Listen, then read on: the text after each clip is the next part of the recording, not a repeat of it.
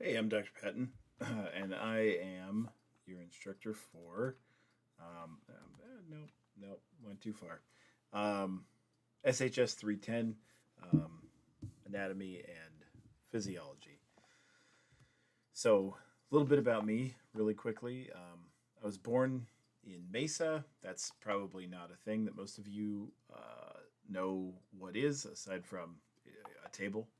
Um, but it is a city in Arizona. So a lot of the in-person students that I have, they're like, "Oh yeah, I was born in Mesa," or "Yeah, I've driven through there." Maybe some of you have. Um, I graduated from Hamilton, which is also in Arizona. It's in Chandler, Arizona, and then I got my Bachelor's of Science, Master of the Arts, and PhD, all from ASU. My PhD is in cognitive science or cognitive psychology, two different words for the same thing, essentially, where I specialized in auditory and visual perception, which is how I ended up at the speech and hearing department at CHS slash ASU. Um, I'm also a runner, um, and then so this is fairly recent at one of those like obstacle runs. Um, Before that, I worked at the campus radio station, so I was kind of working with sound then too. I was the production manager, and essentially what the production manager does is like all of the cool like voiceover stuff. Like you can do the voiceovers, or you direct somebody to do the voiceover, and you just kind of come up with like what the station sounds like. And then before that, I was an actor. Well,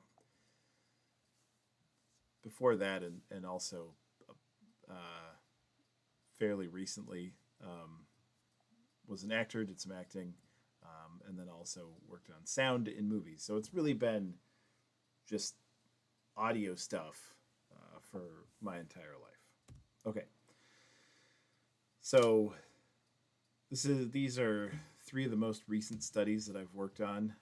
The one that makes most sense for anatomy and physiology is actually the one with tetrachromacy. The problem with that is it doesn't have anything to do with speech and hearing. But essentially, what we did, this is a little snippet from Psychology Today.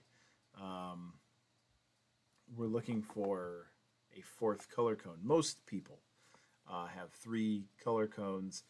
Um, Even some people who are colorblind have three color cones because the three cones can be there. It's just that the receptive fields for two of them are like overlapped.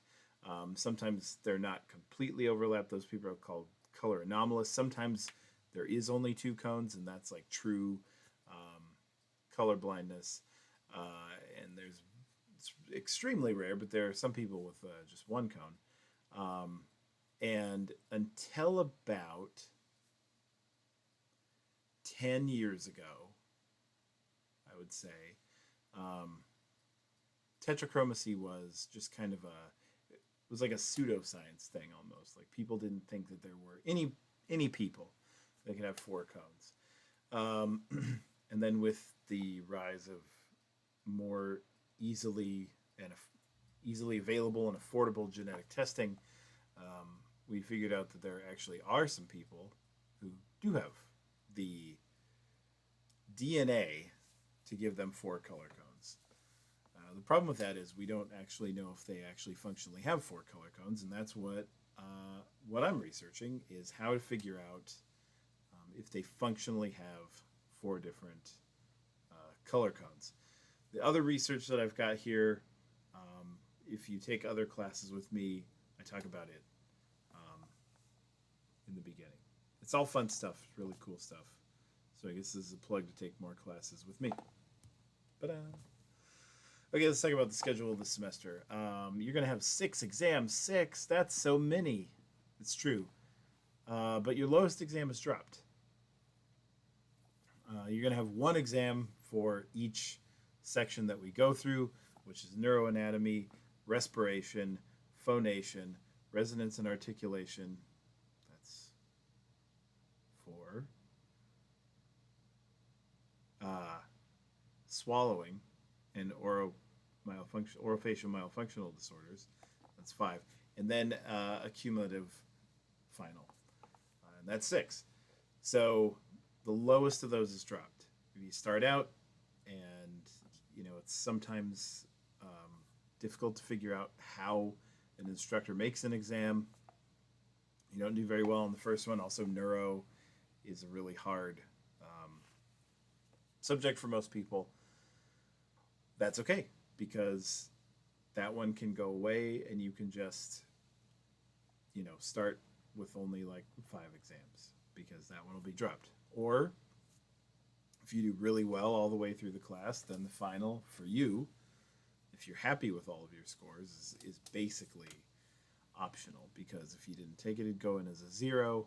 It would be your lowest score and it could be dropped. So there's going to be 7 quizzes throughout the class.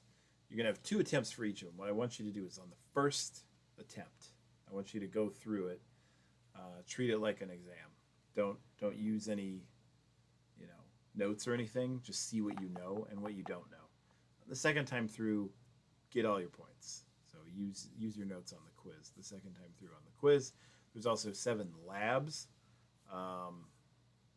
Those are just things that you'll do, kind of like homework assignments. But they are essentially the same kind of labs that our in-person students are doing. In fact, during coronavirus, they are the same labs that our in-person students are doing. So that's great. There's also a smattering of other homework assignments here and there. Some like matching game things that you'll just send some screenshots in, and you'll get points for those. There's also some, it's called Play Pause It, but it's basically just like a video that you're watching, and then there's a quiz will pop up, and you'll have to answer those for 3 points. Let's talk about the exams really quickly. So they are closed note. You'll have 90 minutes to do them unless you have accommodations. 90 minutes, totally more than enough. These are the same length of exams that I give in my in-person classes. Those classes are at most 50 minutes. So it's totally enough time. You're going to have to use Respondus Lockdown Browser and the monitor, which means essentially it's taking a recording of you while you're taking the exam. And it'll be, so you're like, there's a recording. And it gets scored on like breaches of things. So if like somebody else comes into the frame, then it freaks out. It sends an email. It's like, yo, something crazy's going on. Anyway, you have to download a Respondus browser. There's a link in the Canvas course, so no worries. You also have to have a webcam. It works with pretty much every webcam. It doesn't have to be a good webcam. It has to be a webcam. And a quiet place to take the exam, but you should have that anyway. You also can't go back. This is kind of sort of annoying, because usually you can go back on exams. You can't, so don't leave anything blank thinking you're going to come back to it. Answer it as you go. I'll remind you of that before the first exam, since that's different. I don't want you to like miss a question because you're planning on coming back to it. Is that all I wanted to say about exams? Yes? Yeah. I think that's all I wanted to say about exams. This is, we've had to take more stringent precautions because people are putting exams on like weird, crappy websites online. So, makes it more of a pain for you and more of a pain for me also. But anyway, that's why there are these like enhanced protocols for doing exams. Extra credit, there is some. You'll get extra credit for participating in some studies. If there are less than 3 studies, I will give you some other non-study participated related extra credit to do as well. You should visit sales. I forgot what SAIL stands for. I always forget what SAIL stands for. It used to be called the DRC, which stood for the Disability Resource Center, so that gives you kind of an idea what SAILS is. If you're in Tempe or here in Arizona somewhere, you can go in person. You can also visit them digitally if you think that there's some sort of accommodation that you could use. So an interesting story about this is I had a student who was having difficulty completing the exams. So he knew everything.